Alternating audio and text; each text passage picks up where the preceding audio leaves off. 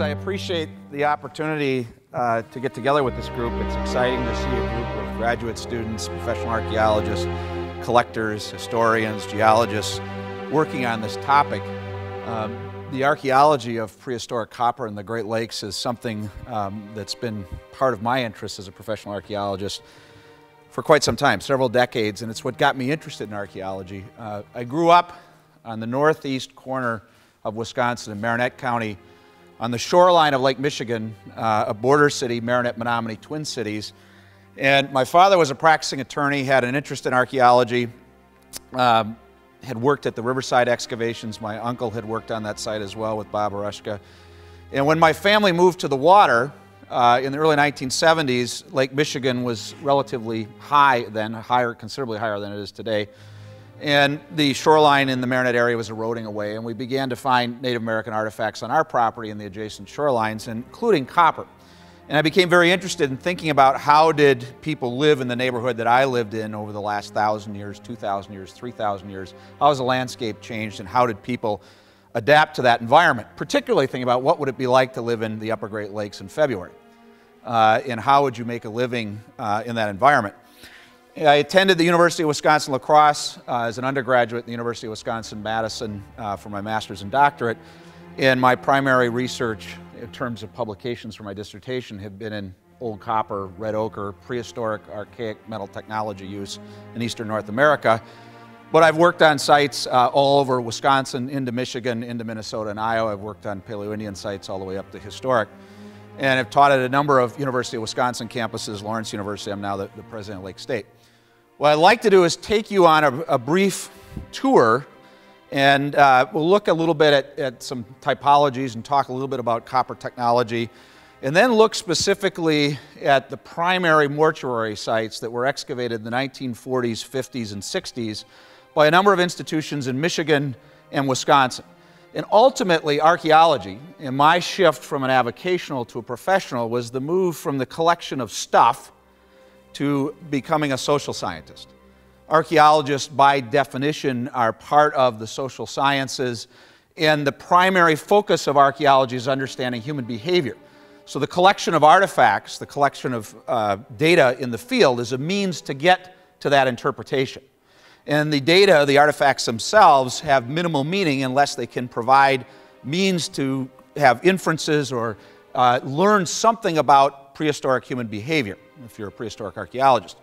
So what I'm going to do is first we'll look at artifacts, and then I want to move to looking at the data from the few excavated mortuary sites that have been professionally excavated, and look at what can we learn about the social organization of the peoples that produced these tools, within their societies, maybe roles about male and female related to sex roles within the community, and also the importance of trade and the impact of this technology on prehistoric trade systems and on social systems in the Upper Great Lakes. So that's really the direction that I'm headed. Next slide, please. You've seen a lot of interesting, I apologize, I arrived here during the Gordo presentation. That's a great site. I've handled the Renier, the Pope materials. I've only seen the Gordo materials in slide format, so it was exciting to see that. I haven't had the benefit of seeing all the presentations today. I enjoyed Don's presentation and the typology work that he's doing. What I want to do is just show you a few slides. I've handled somewhere between 5,000 and 10,000 copper pieces in Wisconsin, Michigan, Minnesota, and show you some variety of these forms, and then talk a little bit about just looking at the variation of tools, of what we can infer about the societies in terms of how these people made a living based on these tools. So you've seen today all kinds of projectile points, fishing gear, a whole variety of different forms, and I applaud the work of those that are trying to tease out better ways to classify these things. One of the challenges of that with copper, unlike stone, is because it's malleable, artifacts can be recycled and reused and contracted and expanded routinely. And that's one of the challenges of working with this compared to stone. When you rework stone, it gets smaller. Copper, you can contract and expand it using the same technology that was used to make it. So there's no question that these people were expert hunter-gatherer fisher folks, also expert textile weavers, also expert woodworkers. And we know this from the variety of tools that have been found in the tens of thousands of surface collections. Next slide, please. If you were to think about archaic lifeways in the Great Lakes or in eastern North America, they are classified as a lifestyle with a very broad spectrum of diet and technology.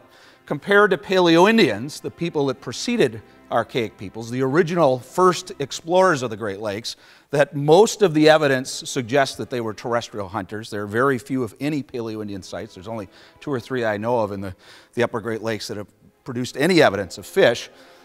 Archaic sites, by comparison, across all of eastern North America show a very broad spectrum diet of people moving toward high-yield resources at certain times of the year.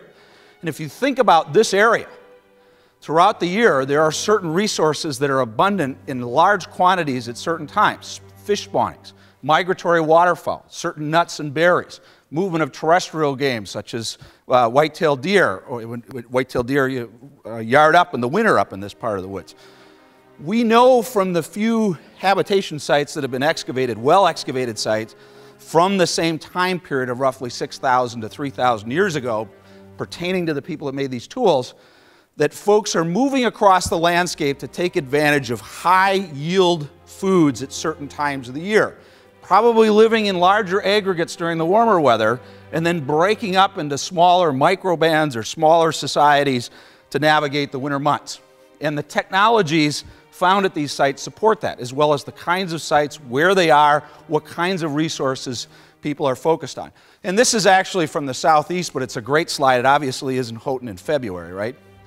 But it depicts all of the activities that you see within the toolkit or the subsistence kit of archaic peoples. Fishing technology, the very first watercraft technology absolutely documented in the Great Lakes associated with archaic peoples.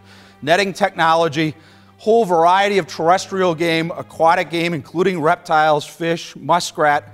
Some of the copper harpoons that Don showed, and I'll show you a few others, are clearly used for muskrat, large fish, amphibians, and probably reptiles in the form of turtle.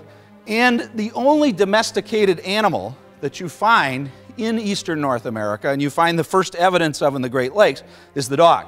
In fact, I'll show you a couple of sites where dogs have been found in the context of old copper cemeteries. Perfect animal for hunter-gatherers.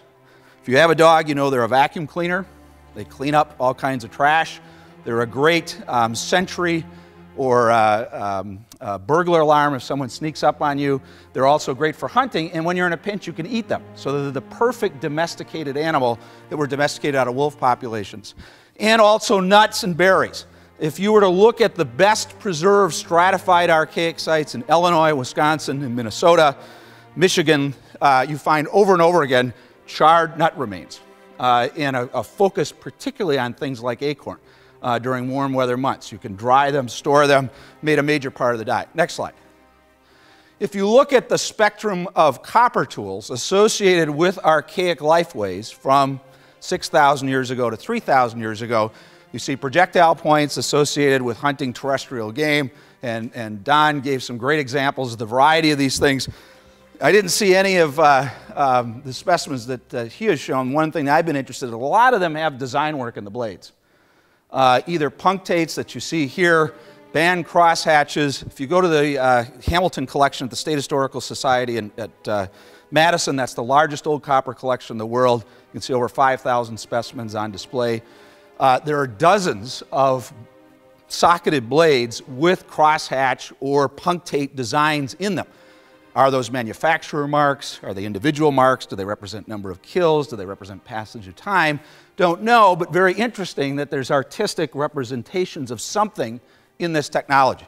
And there are, of course, quite a few pieces that have rivet holes, either square or round, and sometimes you find the fragments of these rivets in them. Next slide. Lots of woodworking tools.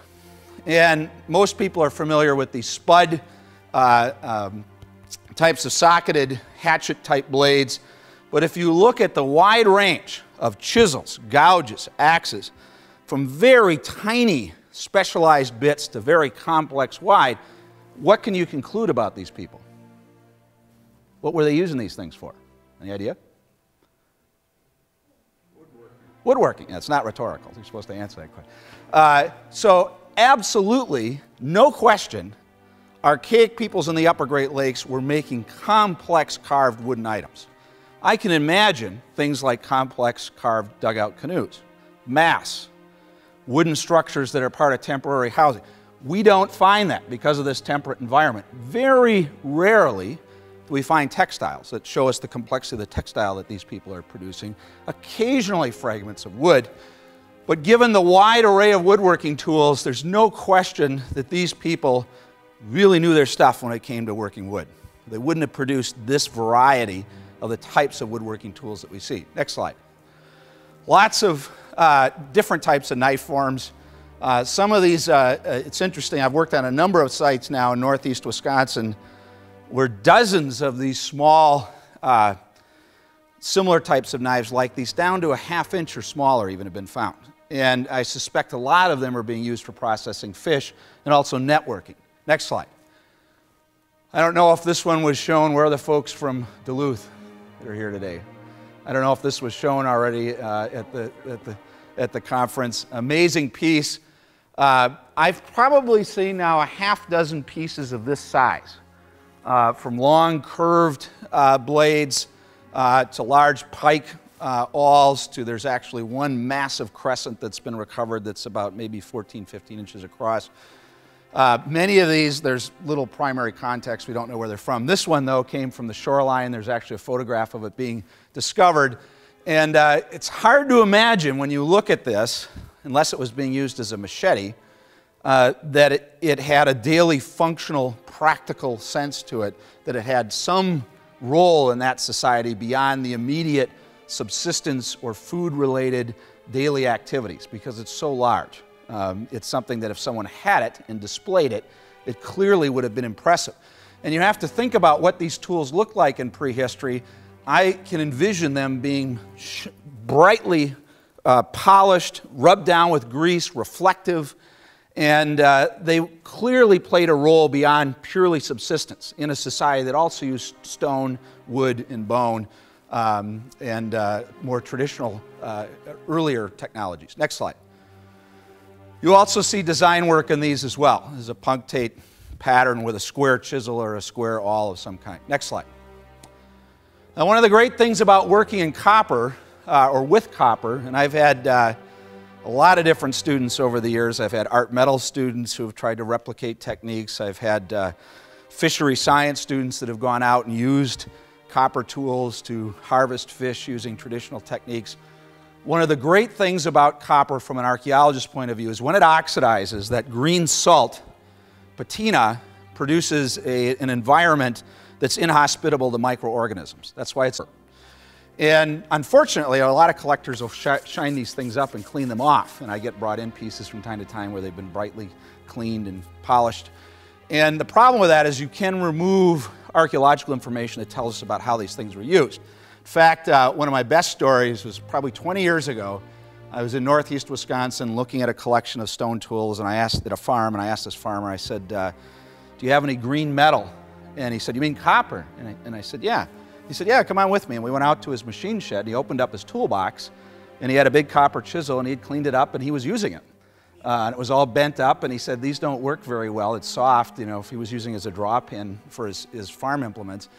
And I explained to him how old it was, and he honestly didn't believe me. You know, I told him multiple times, this is an ancient tool. If you find any more of these, don't use them, and don't clean them up. This knife from Lake Superior has fish scales embedded in it, in the oxidized surface. And so here you can actually identify the fish species. I believe, if I remember correctly, this is white sucker. Tells you exactly what this tool was used for. It was for processing fish. There's a colleague of mine now working down on the Ohio Hopewell later woodland burial sites. And what they're finding, interestingly, is through X-ray technology and different types of infrared analysis and looking at the copper ornaments, some of the breastplates and things on Hopewell sites, is there are remnants of not only textile, but feather plumage from the costuming that the individual was wearing that this copper breastplate sat on top of at the time of when they were interred in the ground. So the point being is copper, unlike any other medium that archaeologists work with, preserves organic material in a temperate environment that otherwise would be hard to do. and that makes it very useful for doing radiocarbon dating of organic residues. Next slide. And of course, the concentric and Loulou knives, and here's a modern Arctic native person using one of these types of knives. Many used to think that the oldest varieties of these were in the Arctic, probably in the Great Lakes. Now, they're not connected, even though if you read some of the literature by Spalding and some of the early copper archaeologists thought that because these two forms co-occurred, that somehow there's a connection between these two peoples in prehistory. There really isn't anything to directly demonstrate that. Interestingly, where these have been found in burial context, where you can sex the skeletal material, they're almost exclusively found with females and children. So they may be a sex-specific tool in terms of their use. We don't know that for certain, but at least the limited sample we have, that seems to be the case. Next slide. Lots of fishing gear. Don talked about toggling head harpoons. Here's another example of how those are used. I have looked at, I don't know, maybe 500 plus fish hooks and gaff hooks, and a lot of variation. I've only seen maybe 2 or 3 dozen with actual eyes in them. Most of them have a pinch point or a ground little notch on the end. This is one of the most interesting groups of fish hooks. This is a set line of fish hooks. Set line is where hooks are tied out at an interval. This is a line that was gathered up, maybe put in someone's pocket, fell out, and then oxidized into a lump, and there's still textile connecting those together from the line embedded in that oxidized mass. Next slide. This is a gorge. This is from Winnebago County, a fish hook that most of us aren't familiar with today, but was dangled at about a 45-degree angle. You would wrap some type of bait around it. The fish comes up and grabs this thing, and it spins sideways in their throat. Next slide. Lots of different harpoons. Don showed some of these fixed harpoon types. This is from the Andrews site. That's an excavated specimen in Lower Michigan. Some of these, no question, are being used for things like muskrat. In fact, there are iron examples of that in historic context. Next slide. Lots of needles. I've worked on probably a half-dozen sites where collectors have brought these in on shoreline sites by the dozens. And interesting the way they're made. The elliptical eyelet is made by grinding on either side rather than drilling a hole. What do you think these are used for? And they range in size from maybe 5-6 centimeters all the way up to like this. Almost netting. Yeah, complex textile weavers in the form of netting. And a few archaic sites from this antiquity have found preserved fragments of woven netting textile. Very rare, does show up. Next slide. Now, most of what we knew about the people that produced these tools up until about 1950 came almost exclusively from surface finds, either by farmers, construction people. People have been writing about old copper since the late 1800s, mid to late 1800s. If you go back and look at the literature, some of the very first historians at the University of Wisconsin, at the University of Michigan, write about these things as, and describe them as bronze, interestingly. Describe them as evidence of some pre-Native American society prior to the arrival of Europeans that somehow was wiped out by native peoples. And it really wasn't until the 20s and 30s, when professional archaeology got underway, that there was a real understanding of the antiquity of these things, that they predated mound cultures, predated ceramic cultures by some amount unknown. But it wasn't until the 1940s, 50s, and 60s that copper tools were found in the ground with human skeletal material that could be directly linked to a biological population and specific archaeological cultures. This is one of the most interesting sites. One burial. This is the McCollum site on Lake Nipigon, found in the 1950s, construction project. These are all copper items along with some flakestone blades found with one male skeleton. And here you can see an interesting variety of socketed projectile points, beads, bracelets, bangles. I would expect McCollum dates about 2,000 to 3,500 years ago. It's late in the archaic use of copper, where you see ornamentation and tools together. Next slide. Of course, the source of this you all know. It's interesting as you get into the glacial till beds of much of eastern Wisconsin. A lot of those areas were picked over by native peoples in terms of pulling out nugget copper. Next slide. And I'm not going to go into the mining techniques in great detail, except to say that most research that's been done on fingerprinting copper has been useful but also challenging. A couple of my colleagues working on this at the University of Toronto, University at Massachusetts at Amherst, have demonstrated all of the copper artifacts in eastern North America that have been fingerprinted that are prehistoric are of native origins from at least 2, possibly 3 sources. The Appalachians, the Great Lakes, and some western deposits in the Rockies. The bulk of which comes from prehistoric Great Lakes deposits that were mined in this region. But the use or the fingerprinting of those copper chemical signatures changes of frequency through time. So the archaic material is almost exclusively Great Lakes. When you get into Mississippian, it becomes more complex. There are other sources of copper that are being used. Next slide. And I mentioned I've had some metal students over the years that have done all kinds of forging experiments with copper that have earned degrees both in archaeology and in art metals. And it's fascinating to watch someone who knows metal technology, who's a blacksmith, work on copper and apply prehistoric techniques. Next slide. Now, what I'd like to do is look at the few excavated mortuary sites and talk about them briefly in terms of chronology and what has been discovered at those sites. It was excavated in the 1950s. It was discovered by an avocational on the edge of town in a post early Holocene, probably glacial, post-glacial gravel bed and sand bed on a prominent bend in the river. Somewhere in the neighborhood of around 50 individuals that were excavated there. About 3/4 of the site was destroyed, either by construction or excavated by parties unknown. Interesting series of copper artifacts, and I would agree with you, Don, I bet it's less than 0.1% of the copper that has been discovered comes from professional archaeological excavations. Very rare, but it's the most useful data for making inferences about the past. And that's why, if you're a professional archaeologist, that's the stuff you're most interested in studying. So Kanto had a series of burials in primary position, in articular order, bundle burials where the flesh had either been removed or decayed, and cremations, a series of concentric or ulu knives, fish hooks, awls, some projectile points that actually weren't directly associated with the burial features but found at the site, and radiocarbon dates between 5,000 and 6,000 years ago. One of the things that I went back and dated from the site was a sample of string wrapped around one of the copper knives that came back in that 6,000 year ago or so range. All of the copper artifacts from the site are tools with the exception of one bracelet. There's some marine shell from the Gulf Coast of Mexico and a whistle or flute made out of Tundra Swan. Everything else is local at that site. And it is, as of now, the oldest significant in terms of copper producing mortuary site in the upper Great Lakes. There are older cemeteries in the Great Lakes. Gordo, Renier are older. But this is about 6,000 years old, and it's the oldest copper producing archaeological site. And you can see the flakestone tools, typical side notched Raditz type points. Next slide. Here is probably the oldest musical instrument or sound emitting device from the upper Great Lakes, from Ocano.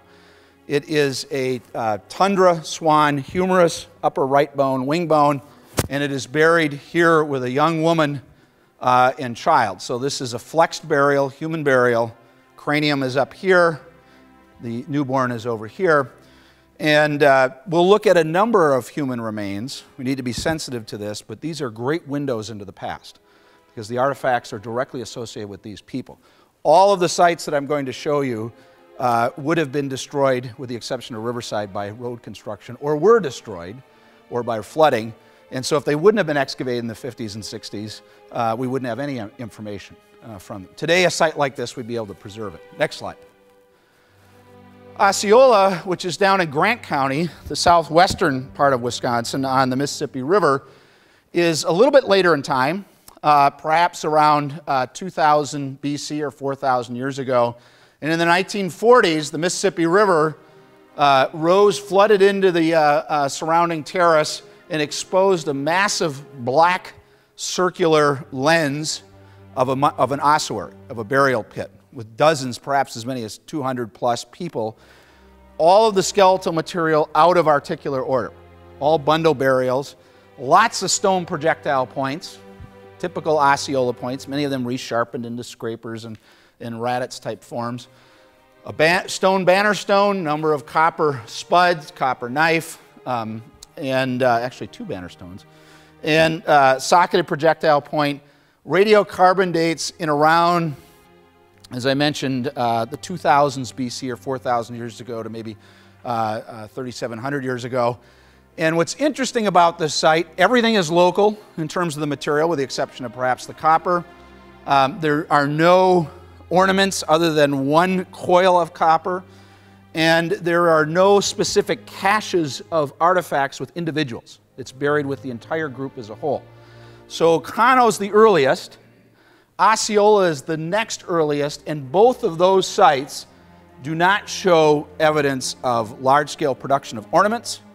They do not show a lot of long-distance trade, and they do not show localized artifact caches with any one individual. Next slide. Ray, a site near Oshkosh, also excavated in the 1950s. A little bit later in time, produces human remains, copper tools, bone tools, and stone tools in a gravel quarry bed, excavated by the Oshkosh Public Museum and the University of Wisconsin-Madison. One particularly interesting connection is an elk antler that fits exactly into one of these socketed spuds that was found at the site, actually in either hand. So here you see the entire tool of how that socketed socketed axe blade fit into an elk handle hatchet that had some kind of a hole for a lanyard on the end. Next slide. Is it an axe or is it a hatchet? I don't know. Is it a? It's a small axe. And the handle's about like this. So it depends on how you define it. Is it a Hudson Bay cruising axe? Is it a splitting hand axe? Is it a campfire? It's a spud of some kind, yeah. So the most important bit of information from Ray is this burial, number 6. This is an adult male with a series of antler projectile points buried with a number of women and children, and he's wearing a copper headdress. Here are the copper feathers. Each one of these could have been a projectile point. There are actually remnants of fur that these things were folded over, some kind of a headband. And this site dates to about 1700, 1500 BC. So 3,700 to 3,500 years ago. There is marine shell from the site. There is a series of dog burials from the site, evidence of long-distance trade, and this burial is unique. There's no other burial like it in archaic context from that early in Wisconsin, Michigan, or Minnesota. What is that the function of this headdress is more than utilitarian. Those would have been bright, shiny, reflective copper feathers. That headdress doesn't necessarily make you a better hunter, but it may convey that you're a better political leader, you're a shaman, you're some type of leader within the community, you have some type of achieved status. And this is one of the very first clear indicators in the archaeological record of the Upper Great Lakes in the 2000s BC or 4,000 year ago range of some type of pronounced differentiation of status. One of a kind, copper being used to convey importance or some role within the society. Yep, Don? So there are a number that are Hopewell that have been found later, woodland, with actually antler headdresses.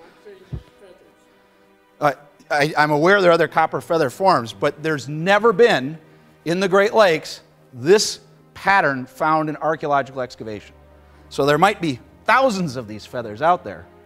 This is the only one where they've been found on the ground where we know how it was used. Does that make sense? Yep. Do you agree with that qualifier? Okay. Next slide.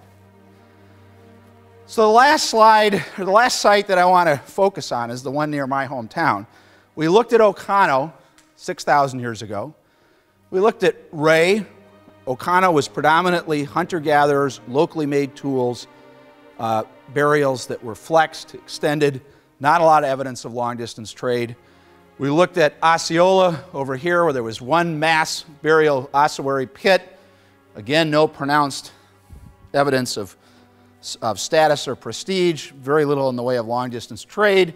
We looked at Ray a little bit later on time, toward the end of the Middle Archaic, into the Late Archaic, where we had a copper headdress. There's actually a marine shell gorget from the site. And now we're going to go and look at a site that's right on the tail end of the archaic use of copper, and that's Riverside. Riverside is located in Menominee County, Michigan, right across from the city of Marinette. It's right, in fact, I grew up right about here. This is Lake Michigan, Bay of Green Bay. Here's the Menominee River, city of Menominee. First big bend in the Menominee River at a sand knoll is the Riverside Cemetery. Next slide. This site was excavated by first Bob Harushka and Albert Spalding. It's Bob Harushka on, is that my left, right? And Albert Spalding at the University of Michigan. Amazing story. Bob was a mentor of mine because he knew my father. My father had worked on this site. My uncle had worked on this site. And Bob was a taxi cab driver in Marinette, Menominee, and a fur trapper. And he loved archaeology. And by the time that he was living there, the University of Wisconsin had excavated at Ray, Osceola, and Oconto. And Michigan, the University of Michigan, the two rival archaeology schools at that time were the University of Michigan and the University of Wisconsin, meaning Michigan Ann Arbor, Wisconsin Madison. Michigan had not found any sites of that antiquity related to copper use in Michigan. So Albert Spalding, who was the director of the Great Lakes Range at the University of Michigan, and there's their vehicle, their field vehicle, that's the University of Michigan's seal on the side, took graduate students for a number of years up to the Upper Peninsula in the 1950s to look for old copper burial sites. Had very little luck until he met this guy, Bob Harushka. And Bob had been an avocational archaeologist. He took Spalding to Riverside and excavated with him there with his graduate students, and they found a major late archaic cemetery. Spalding went off to become the director of the National Science Foundation, left the University of Michigan, and Bob Harushka went on to become the curator of anthropology at the Oshkosh Public Museum without a college degree. No formal training in archaeology. He went on to get a National Science Foundation grant through the University of Wisconsin, or the Milwaukee Public Museum and the Oshkosh Public Museum in 1961 for $40,000.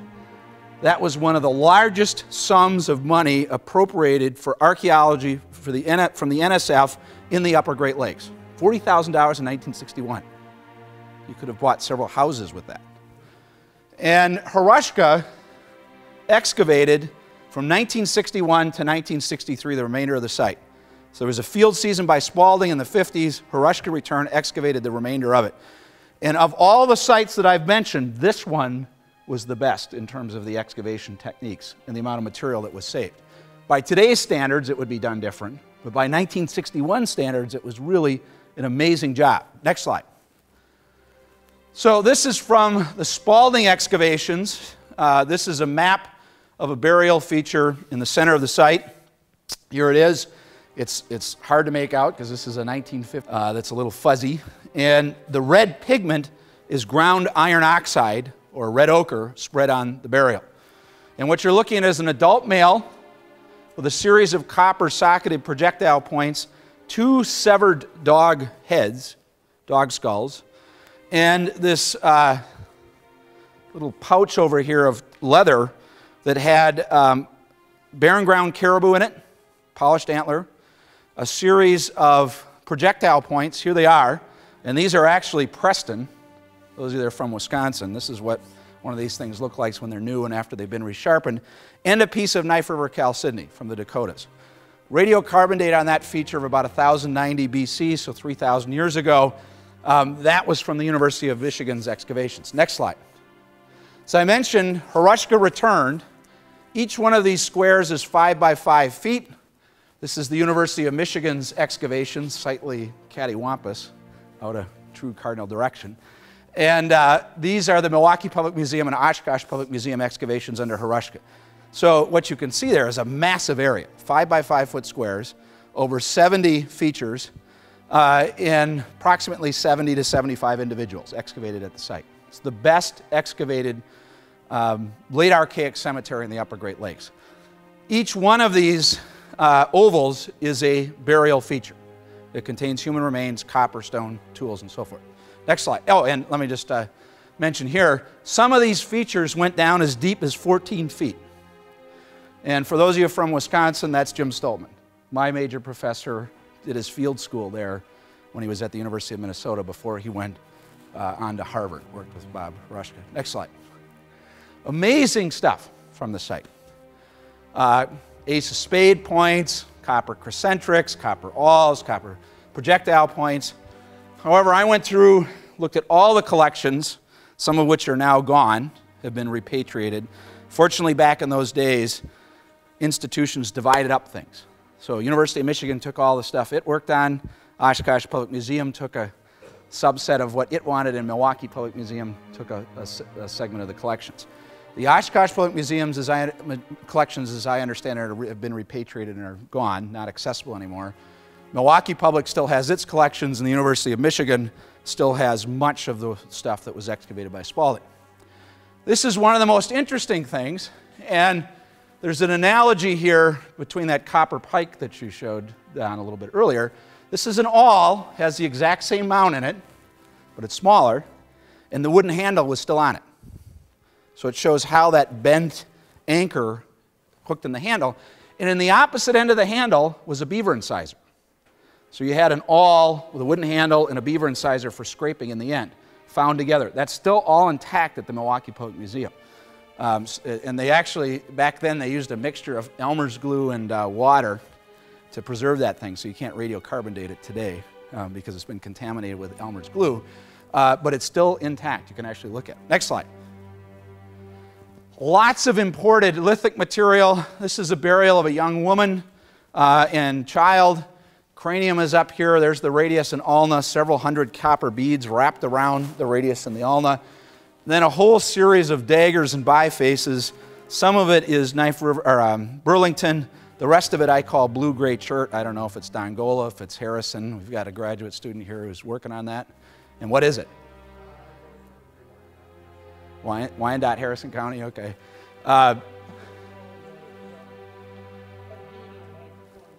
Adena-like points? Adena, Wabisa contracting stem, I call them Adena-like dag. I think they're handheld daggers. Bob Harushka, unfortunately, wasn't able to photograph this, but he talked about a number of them in the ground with short, dark, organic stains at the ends that looked like where the handles once were. And so I think they were handheld daggers. They're exquisitely made, fine, all imported material. Next slide. And dozens of these were found at the site. Here's a series of packets. These are actually sewn up textile sacks wrapped in copper beads filled with cremated human bone and then buried in a burial pit with dozens of these blue-gray chert imported bifaces or knives or whatever they are, daggers. And a lot of them have textile fragments on them. So here, it's a little hard to see here, but there's still a weave of the fabric, the bag that was inside on the blade because it was in contact with copper. Next slide. Here are a pair of those, one that's Burlington and the other that's Harrison County, blue-gray chert. There's a range of it if you've looked at those bifaces. Some of it's light, some of it's very dark. Next slide. Now, the most interesting artifact from Riverside is this piece. Those of you that know archaeologists, this is Dan Morse. Dan and Phyllis Morse, well-known archaeologists in the Southeast. They were graduate students of Spalding's. Louis Binford was a graduate student who worked there as well. The Masons, Ron and Carol Mason, Jim Stoltman. And Dan Morse is here with Spalding, and he's excavating a red ochre feature, that's red pigment, of a burial of a young woman with a birch bark box wrapped in copper beads with that block in it, and that's obsidian. And this is the largest excavated archaic piece of obsidian that's been found in the Great Lakes. The University of Michigan did a chemical fingerprint on it. It came from Yellowstone, so significant distance away. It's natural volcanic glass. None of it wasn't used to make tools, it wasn't used to make projectile points. This was an amazing thing to show people. A piece of translucent volcanic glass that no one probably had ever seen a piece that big. And it was wrapped with copper beads. And the textile fragments of sinew holding the beads together in birch bark, and we got 2 radiocarbon dates of about 800 to 500 BC off of that feature. Next slide. So if you look at Riverside, and you look at all the exotic materials, there's marine shell from the Gulf Coast of Mexico, this blue-gray chert from somewhere in Ohio, Indiana, obsidian from Wyoming, Knife River chalcedony from the plains, copper from the Great Lakes, at a site where there's a shift from copper tools to copper ornaments, an extensive long-distance trade, and a focus on prestige items.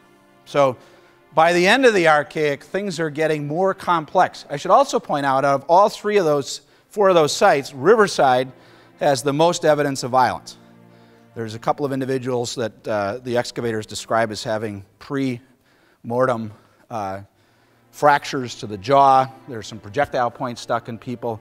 So societies are becoming much more complex in trade, scale, social organization by that first millennium BC, and copper clearly had a role in that in terms of driving the economy for trade. Next slide. So what I've tried to do, and I want to finish up here, I went longer than I thought, is take you on a little bit of a tour of some general observations from copper tools, then look at excavated data. And even though it was excavated decades ago, there are things you can do with it. And I have no doubt that some of the graduate students sitting in the audience are going to go back and look at the things I did and probably find some of it wasn't correct and find new information with new techniques, new methodologies to greater enhance our knowledge about how this technology was used and how it changed societies in the several millennia before the woodland transition. And of course, mound building, horticulture, ceramic technology is really all post this heavy socketed tool use. Copper use continues all the way to historic contact, but you see less of the big heavy socketed tools in the later woodland cultures and Mississippian cultures. You see a lot more artwork. You go down to the Ohio River Valley, and there's an unbelievable amount of copper down there. There are big axes. There's lots of beads, there's ornaments, there's a bear rattle from one of the sites that's folded sheets of copper in the form of a bear.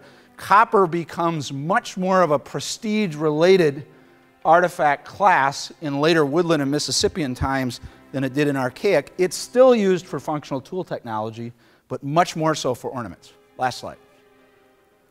And so that's the end of the presentation. Thank you. We have time for a couple questions? Yeah. So I mentioned that earlier.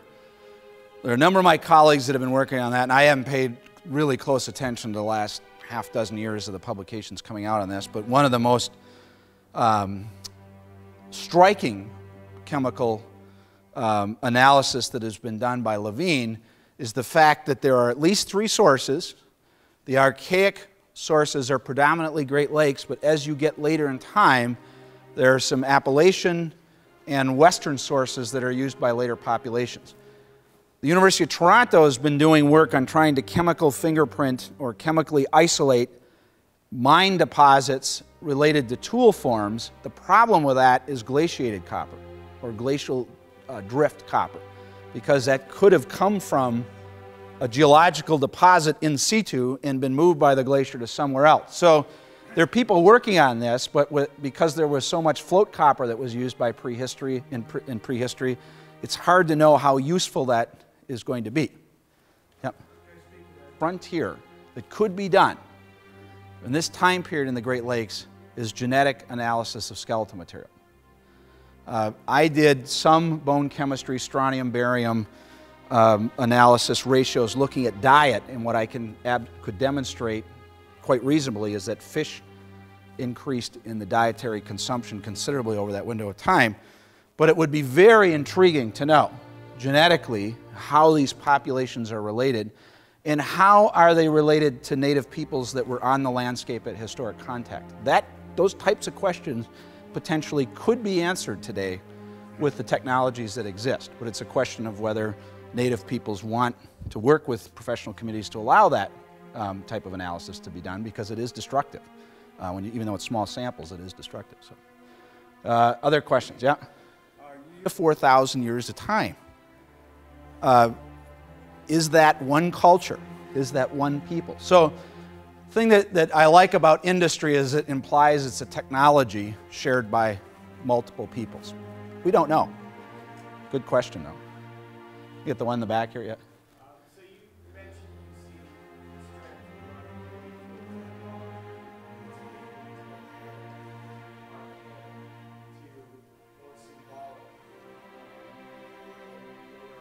and into the woodland.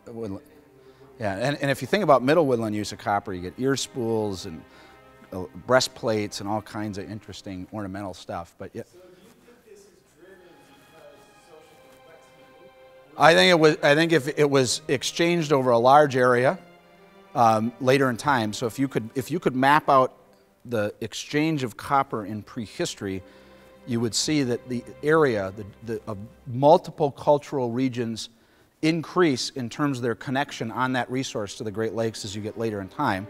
So it's dispersed over a larger area.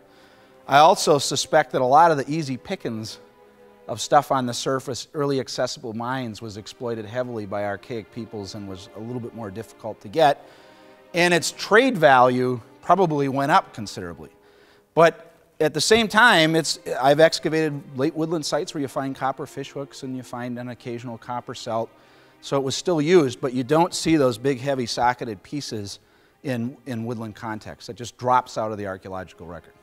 And a lot of it is also ending up in mortuary context. I think probably the cemeteries that have been excavated represent such a very small sample. Now, that's one of the other dangers of archaeology, is you're looking back through time at this distorted set of information that gets more and more distorted as you go further back in time. And you have to realize whatever you have is a sample of reality. And our sample on old copper cultures is pretty minimal. There's only a handful of well-excavated sites. The rest of it's surface collected material. Any other questions, comments? Yeah. I want to say about like this. Something, I think. It's been a while. Yeah, and I've seen a lot of awls like that. I've seen the big pikes like that. I've seen copper knives that have that hook end that I think is an anchor that was either a wood or a bone handle.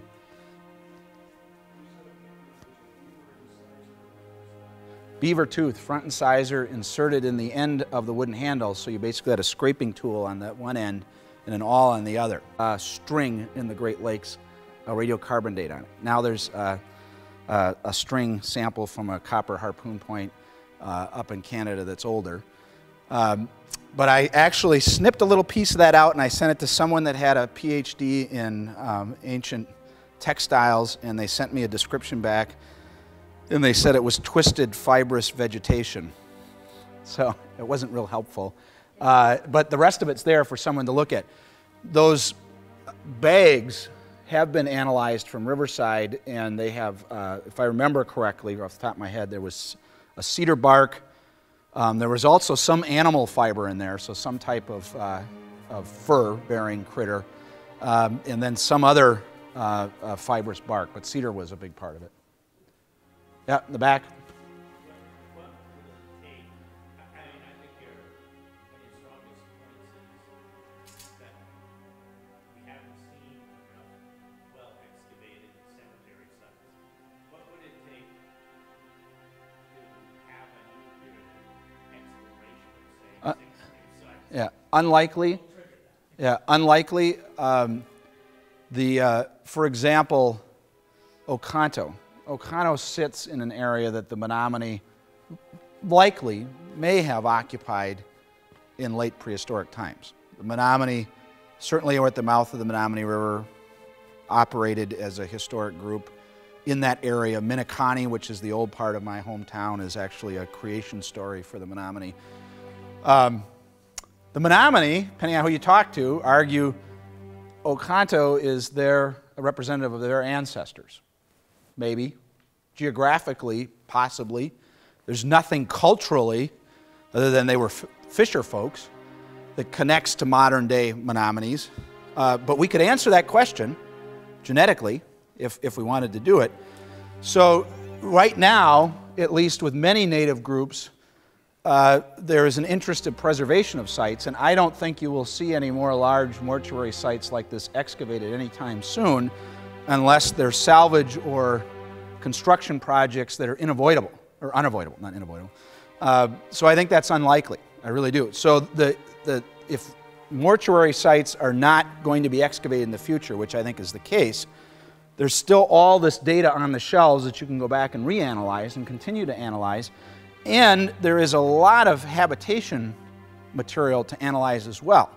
Although we don't have a lot of, well excavated late Archaic copper-bearing deposits that have produced habitation data. Now, one reason for that recently is metal detecting. And I started as an avocational, started as an amateur archaeologist. Metal detecting by folks who are not working with archaeologists can work a site, dig down, pull out artifacts out of context, and then you excavate the site and there's no copper there. And so you don't know even if this was a society using copper.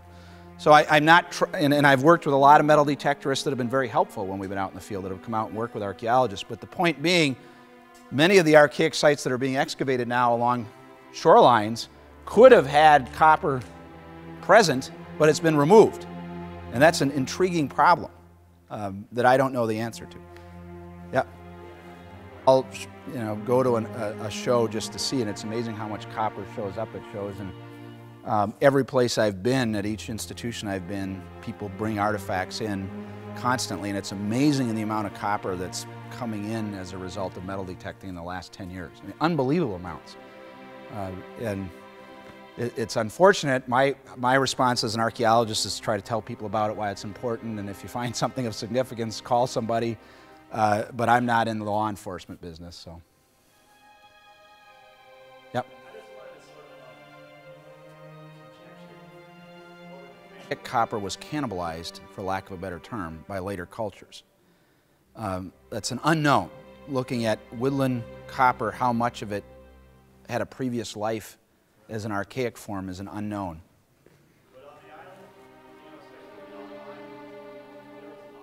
I would make the argument of the Gordo site. Interesting scenario. You have Hickston distributed on Paleo-Indian sites across the upper Great Lakes. You see it in archaic context, and then it becomes rarer as you get later and later in time. And I think one of the big differences is during late Paleo-Indian times, you could probably go to Jackson County, Wisconsin to get that stuff on a seasonal migration. And in late prehistoric times, there were people that lived in between there that you had to deal with to get that resource. And that could very well be the case with copper, is that early on, people converged on the upper Great Lakes to obtain the material themselves or very easily traded with local people up here, and as the landscape became more populated, the complexity of trade changed. Impossible. Well, thank you. I don't want to keep you any longer. Thank you so much for inviting me. This was a lot of fun.